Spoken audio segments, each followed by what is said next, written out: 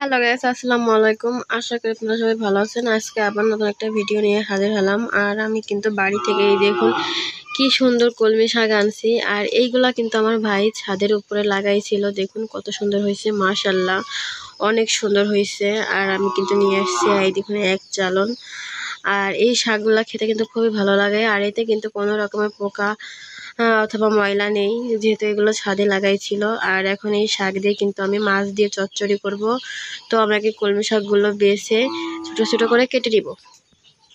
তো এই দেখুন বন্ধুরা, আমি কিন্তু কলমি শাক একটু ছোট ছোট করে কেটে নিচ্ছি। আর এবার আমি এই শাকগুলো দুইবার ভালো করে ধুয়ে নিব। দেখুন বন্ধুরা, আমি কিন্তু কলমি শাকগুলো দুইবার ভালো করে ধুয়ে নিই। এখানে কিন্তু চুলায় একটা কড়াই বসিয়ে দিচ্ছি। এবার আমি জালও ধরিয়ে দিচ্ছি। এবার আমি কড়াইটা একটু গরম করে নেব। তো আমাদের কড়াই কিন্তু গরম হয়ে গেছে। আর এখানে কিন্তু আজকে আমি বাটা মাছ দিয়ে শাক রান্না করব। এখন কিন্তু আমি কড়াইয়ের ভিতরে দিয়ে দেবো পরিমাণ মতো সয়াবিন তেল। আর শাকে কিন্তু একটু তেল বেশি হলেই খেতে মজা লাগে। আমি কিন্তু একটু তেল বেশি দিয়ে দিলাম। এবার দিয়ে দেবো কিছু পেঁয়াজ কুচি।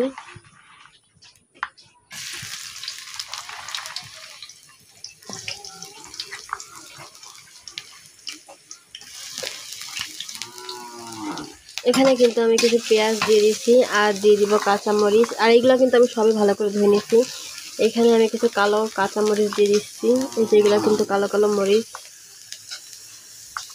আর এই মরিচগুলাই কিন্তু অনেক ঝাল হয়। এবার আমি 2 মিনিটের মতো এই মরিচ আর পেঁয়াজ কিন্তু একটু ভেজে নিব। ফিরে এলাম 2 মিনিট পর। আর এই দেখুন আমাদের মরিচ পেঁয়াজ কিন্তু হালকা ভাজা হয়েছে। এবার এর ভিতরে দিয়ে দেবো বাটা মশলা। এখানে আমি 2 চামচ দিয়ে দেবো রসুন বাটা।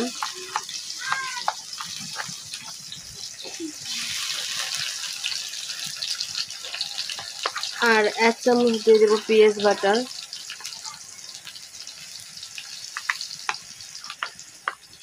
আর এখানে আমি 1 চামচ দিয়ে দিচ্ছি জিরে বাটা। এবার আমি একটু নাড়া দিয়ে নেব। আর এখানে আমি স্বাদ মতো লবণ দিয়ে দিচ্ছি। আর এখানে কিন্তু আমি 1/2 চামচের মতো কিন্তু হলুদের গুঁড়া দিয়ে দিচ্ছি। এবার আমি মশলাটাকে ভালো করে একটু ভেজে নিব। আমি কিন্তু কিছুক্ষণ মশলাটাকে ভালো করে ভেজে নিচ্ছি। আর এবার এর ভিতরে দিয়ে দেবো অল্প পরিমাণে পানি। আর আমি কিন্তু এতে শুকনো মরিচের গুঁড়া দিব না, যেহেতু শাক রান্না করব। আপনারা চাইলে কিন্তু দিতে পারেন। আমি কিন্তু একটু কাঁচামরিচ বেশি দিয়ে দিচ্ছি। এবার আমি 2 মিনিট মশলাটাকে ভালো করে কষিয়ে নিব। ফিরে এলাম 2 মিনিট পর। আর এই দেখুন আমাদের মশলা কিন্তু কষানো হয়ে গেছে। আর মশলার উপর দিয়ে কিন্তু এই দেখুন বন্ধুরা তেল উঠে গেছে। এবার আমি ধুয়ে রাখা বাটা মাছগুলো দিয়ে দিব। আর এবার কিন্তু আমি মশলার সাথে ভালো করে মাছগুলোকে কষিয়ে নেব। কিন্তু কিছুক্ষণ মাছগুলোকে মশলার সাথে ভালো করে কষিয়ে নিচ্ছি। আর এই দেখুন মশলা কষানো হয়ে গেছে, তেল কিন্তু উপর দিয়ে ছেড়ে দিচ্ছে। এবার এর ভিতরে ধুয়ে রাখা শাকগুলো দিয়ে দেবো। আর আপনারা কিন্তু চাইলে মাছ উঠিয়েও রাখতে পারেন, পরে দিতে পারেন। আমি কিন্তু শাকের সাথেই দিয়ে দিচ্ছি। আমার কিন্তু শাক দেওয়া হয়ে গেছে। এবার কিন্তু আমি আস্তে নাড়া দেবো যাতে মাছগুলো ভেঙে না যায়।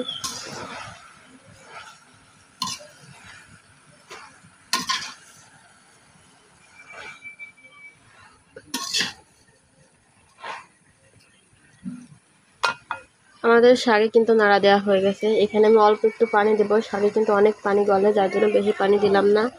আমি এখানে অল্প একটু পানি দিলাম। এবার আমি একটু ঢাকনা দিয়ে ঢেকে দিব আর 4 মিনিট রান্না করে নেব। ফিরে এলাম 4 মিনিট পর। এবার আমি ঢাকনা নামিয়ে নেব। আর এই দেখুন আমাদের শাকেও কিন্তু অনেক পানি গলছে বন্ধুরা। এবার আমি একটু নাড়া দেবো। আর এই দেখুন শাক কতটা কমে গেছে।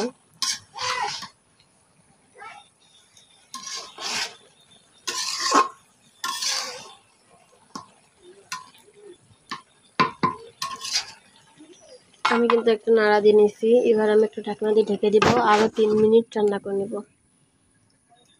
ফিরে এলাম 3 মিনিট পর। এবার আমি ঢাকনা নামিয়ে নিব। কি সুন্দর একটা ফ্লেভার বের হচ্ছে। পুকুরের তাজা মাছ আর হচ্ছে আপনার নিজেদের লাগানো কলমি শাক, কি সুন্দর যে ঘ্রাণ বেরোইছে। এই দেখুন পানিও কিন্তু অনেকটা কমে গেছে, আরও কিছু অল্প পানি আছে। এবার এইগুলো আমি জাল দিয়ে কিন্তু সম্পূর্ণ পানি শুকিয়ে নিব।